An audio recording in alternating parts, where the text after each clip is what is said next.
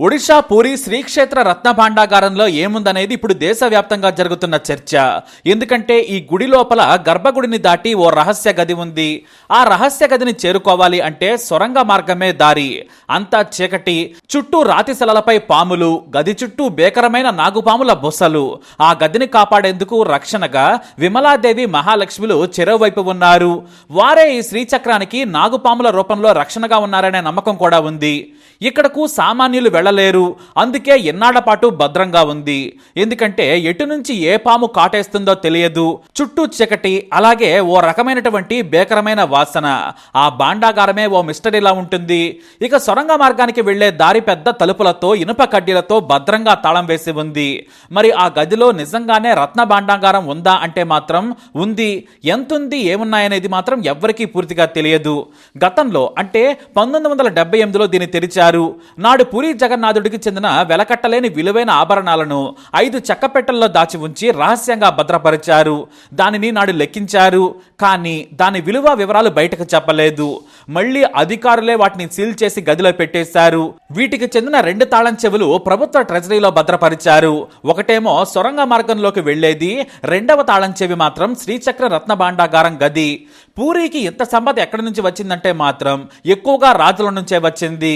మరీ ముఖ్యంగా అప్పటికే పూరి ఆలయంలో వరుసగా గుడి పొడవునా ఉన్న విగ్రహాలు ఎప్పుడూ బంగారం, వజ్రాలు మెరిసే ఆభరణాలతో నిత్యం కలకలలాడేవి.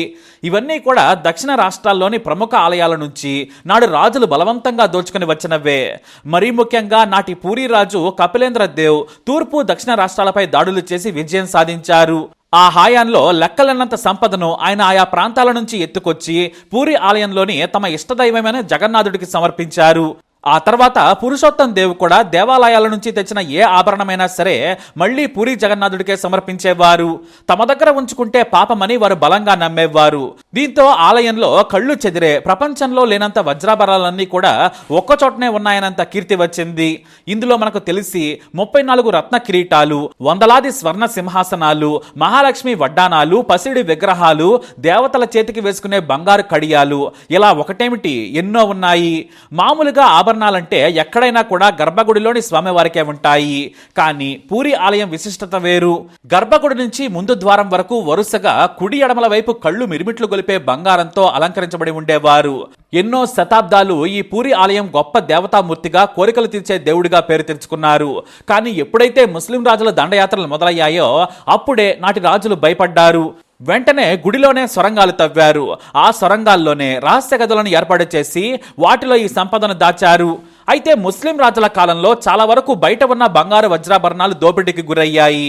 కానీ ఇలాంటి రహస్య గదుల్లో చాలా ఆభరణాలు ఉండేవి. అవి కూడా చాలా వరకు నేటికి మిస్టరీగానే మారాయి.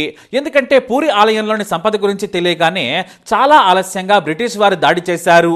1902లో బ్రిటిషర్లు నాటి పూరి ఆలయ పూజారులు, పెద్దలను బెదిరించి సంపద దోచుకునేందుకు ప్రయత్నించారు. కానీ వారంతా కూడా తమకేమీ తెలియదని, పూరి ఆలయంలో సంపద ఉందన్న విషయం కూడా తమకు తెలియదని అబద్ధాలు ఆడి బ్రిటిష్ వారిని ఏమార్చారు. దీంతో ఓ వ్యక్తి చేతిలో కాగడా పెట్టి లోపల సొరంగంలో ఏముందో చూసిరమ్మని పంపించారు. కానీ లోపలికి వెళ్ళగానే ఆ వ్యక్తి కేకలు వినిపించాయి. కానీ అతను మళ్ళీ తిరిగి రాలేదు.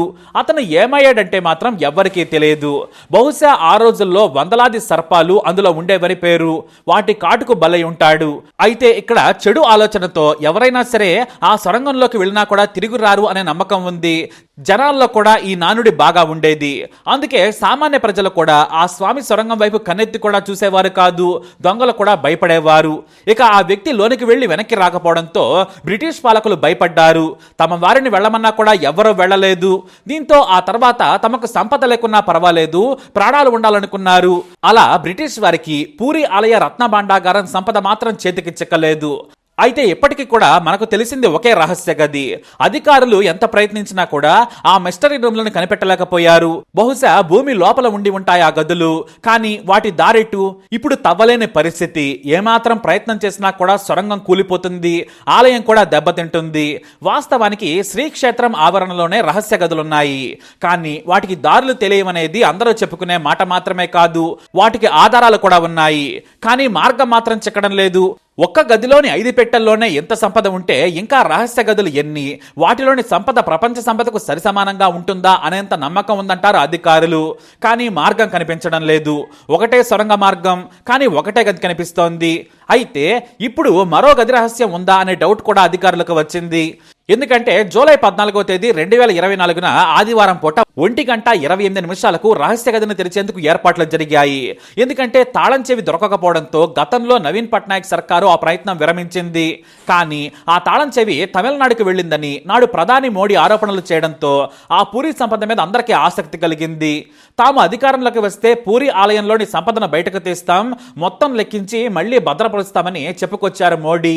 అయితే తాళం తీయడానికి ముందే లోపల భయంకరమైన పాములున్నాయని అనుమానం వ్యక్తమైంది. ఆ అనుమానం రావడంతో 40 మంది ఓడీఆర్ఎఫ్ సిబ్బందిని కూడా రెడీ చేశారు. పాములు పట్టేవారిని కూడా సిద్ధంగా ఉంచారు. డాక్టర్లు కూడా పాము కాటుకు విరుడు ఇచ్చి ప్రాణాలు కాపాడేందుకు ఏర్పాట్లు చేశారు. ఇక ఆలయంలోని తాళం తీయాలంటే ఆచారం ప్రకారం గుడించా మందిరంలోని స్వామివారి అనుమతి తీసుకోవాలి. అక్కడ పూజలు చేసి అనుమతి తీసుకొని శ్రీక్షేత్రంలో పూజలు చేయాలి. ఆ తరువాతే తాళం చెవితో సొరంగ మార్గం తలుపులు తెరిచారు. శ్రీచక్ర గదిని చేరుకున్నారు అధికారులు. ఈ రత్న భాండాగారంపై ఒడిశా సర్కారు నియమించిన కమిటీ సభ్యులతో పాటు ప్రభుత్వ అధికారులు కూడా ఉన్నారు. చైర్మన్ జస్టిస్ విశ్వనాథ్ రథ్, సభ్యులు సిబికే మహంతి, ఆలయ పాలనాధికారి అరవింద పాడి, పూరి కలెక్టర్ సిద్ధార్థ శంకర్, పురావస్తు ఇంజనీర్లు, పూరి రాజప్రతినిధితో పాటు ఆలయ అధికారులు సభ్యుల సమక్షంలోనే ఈ శ్రీచక్ర గదికి ముందు పూజలు చేశారు. ఈ గదికి రక్షణగా ఉన్న దేవతామూర్తులైన విమలాదేవి, మహాలక్ష్మలకు ఆజ్ఞమాల వేసి పూజలు చేసి గదిని 1:28 తెరిచారు. అయితే పాములు అప్పటికే అక్కడ కనిపించాయి. వాటిని పక్కకు జరిపి మొత్తం 5 పెట్టెలను ఒక్కొక్కటిగా బయటకు తెచ్చారు. అవి చాలా చాలా పెద్దగా ఉన్నాయి. ఒకవేళ అవి పాడైపోయిన స్థితిలో ఉంటే మార్చడానికి, ప్రభుత్వ తాళం సీల్ వేయడానికి అనుగుణంగా మరో 15 భారీ చెక్క పెట్టెలను కూడా సిద్ధం చేశారు అధికారులు.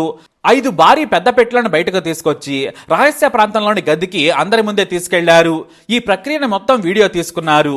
ఎక్కడ లెక్కిస్తున్నారు ఏంటనేది కేవలం ప్రభుత్వంలోని కీలక అధికారులకు, లెక్కింపు కమిటీ, కలెక్టర్, ఆలయ సభ్యులకు మాత్రమే తెలుసు.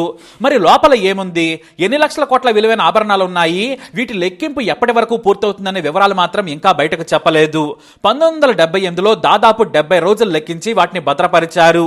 కానీ ఆ వివరాలను కూడా ప్రభుత్వం బయటకు లీక్ చేయలేదు. వాటిలో ఉన్న వివరాలతో ఇప్పటితో లెక్కలు సరిపోతుందా అనేది కూడా కమిటీ తేల్చనుంది. ఎందుకంటే వీటిని డిజిటలైజ్ చేయనున్నారు అధికారులు. జస్టిస్ విశ్వనాథ్ కమిటీ ఆధ్వర్యంలో మళ్లీ మిస్ కాకుండా, వాటికి నకిలీవి తయారు చేయకుండా ప్రతి దానిని డిజిటలైజ్ చేసి భద్రపరచనున్నారు. అయితే వీటిని బయటకు తెచ్చి డిజిటలైజ్ చేయడానికి కొన్ని నెలల సమయం పట్టే ఛాన్స్ ఉంది. ఆ తర్వాత వీటిని ఎక్కడ భద్రపరచాలి అనే దానిపై కూడా ఇప్పుడు పెద్ద చర్చ జరుగుతుంది. ఎందుకంటే పూరి ఆలయంలోని ఈ రహస్య గదులు మొత్తం పాడైపోయే స్థితికి చేరుకున్నాయి. వర్షపు నీరు లోనికి వచ్చేస్తోంది. ఆభరణాలు పాడయ్యే ప్రమాదం ఉంది. ఇక రిపేర్లు చేసినా కూడా నిలబట్టం కష్టం. ఎందుకంటే కొన్ని చోట్ల బేటలు వారినట్లు గుర్తించారు. ఇక పాముల కాటుకు గురి కాకుండా వీటిని తెచ్చారు. కానీ ఇప్పుడే మరో మిస్టరీ విషయం బయటకు వచ్చింది. ఈ రహస్య గది లోపల మరో రహస్య గది ఉందా అనే అనుమానం అధికారులకు, అందులోకి వెళ్లిన సభ్యులకు కలిగింది. ఇదే గడికి కుడివైపున, అంటే గర్భగుడికి వెనుక భాగంలో మరో రహస్య గది ఉంది అనే అనుమానాలున్నాయి. ఇక సరిగ్గా ఇదే విషయంపై ప్రముఖ చరిత్రకారుడు నరేంద్ర కుమార్ మిశ్రా కూడా ముందే చెప్పారు. పూరి రత్న భాండాగారంపై పూర్తి శ్రద్ధ పెట్టాల్సిన సమయం ఆసన్నమైంది. ఇన్నాళ్లు ఎవరో పట్టించుకోలేదు. ఎన్నో రహస్య గదులున్నట్లు ఆధారాలు కూడా ఉన్నాయి. ఆ సొరంగ మార్గం అన్వేషణ మొదలు పెట్టండి. సొరంగంలోనే మరో సొరంగం కూడా ఉండొచ్చు.